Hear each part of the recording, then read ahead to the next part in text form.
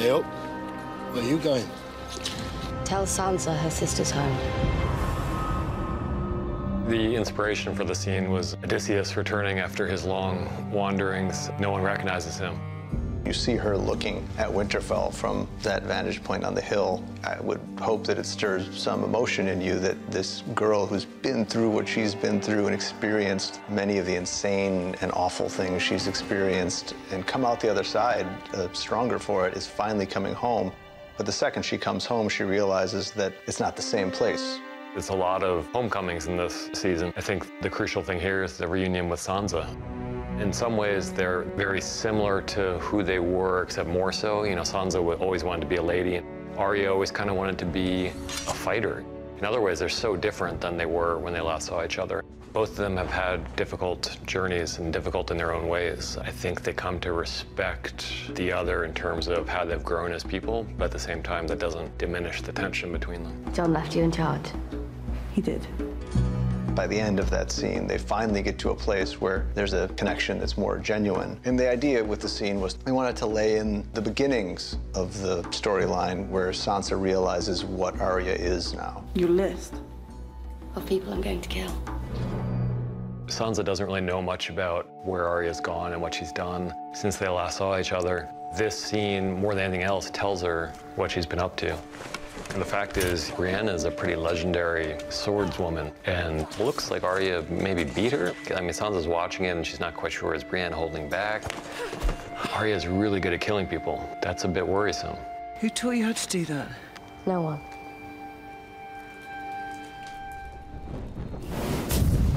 The idea that this is like one of those French caves where prehistoric man lived and painted on the walls, except in our case, it wasn't prehistoric men, but children of the forest.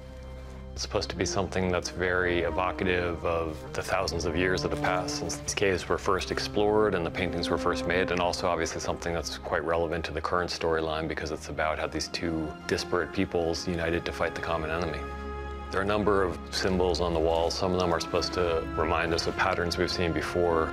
Going back to the very first geometric pattern on the show, which was the weird array of body parts that the White Walkers made.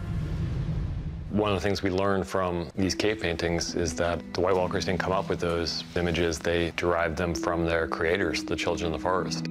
These are patterns that have mystical significance for the Children of the Forest. We're not sure exactly what they signify, but spiral patterns are important in a lot of different cultures in our world, and it makes sense that they would be in this world as well. The enemy is real. It's always been real. There's tension on two sides. One is the political, where Jon Snow has his own very specific purpose here on Dragonstone, and that's to get the dragon glass and, if possible, to convince Dany to fight with him. And Dany has her own very specific purpose, which is to get Jon to bend the knee. There's conflict, and it's conflict between powerful people, and then to make it all even more complicated, they're starting to be attracted to each other.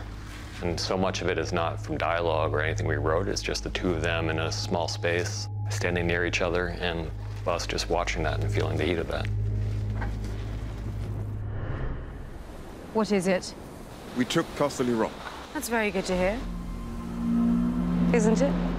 She had a nicely triumphant return to Dragonstone, which nobody contested or got in the way of. From that point on, she's lost two of her principal allies. She's lost a lot of her fleet. She's in a position where if she doesn't step up soon and come up with a big win for her side, she's going to lose this fight before it even begins. I think she really feels the pressure of her situation more than she ever has before. It's the fight she's been waiting for her whole life. I think there are several stories interplaying here. Part of it is that Dany's finally cutting loose. The whole first part of the season, she's been frustrated in following Tyrion's counsel. She's been fighting with one hand behind her back, and so she hasn't really unleashed the Dothraki horde. She hasn't really set the dragons into combat yet. With the Lutrain battle, one of the things that's most exciting about it for us, this is the first time we've ever had two sets of main characters on opposite sides of the battlefield, and it's impossible to really want any one of them to win and impossible to want any one of them to lose. We can hold them off. This dragon flies up. That makes it a totally different situation. It's almost like what if somebody had an F-16 that they brought to a medieval battle. You start to scrap the history of it a bit and just think about how would those things interact with each other in a way that's exciting and believable to the extent that dragons are believable. Qyburn realized that the dragons were vulnerable. They might be fearsome beasts, but they are mortal and they can be hurt and they can be killed. So we see the Scorpion come into play, manned by Bronn, and we see Drogon wounded. Things turn out okay for them, but I think it also changes the calculation a little bit because now they know these weapons are on the board. This ongoing war with Cersei is entering into dangerous territory. Jaime's charge at Daenerys is a hard thing to top for me in that sequence, only because when you have a principal character trying to murder another principal character, that doesn't happen all that often.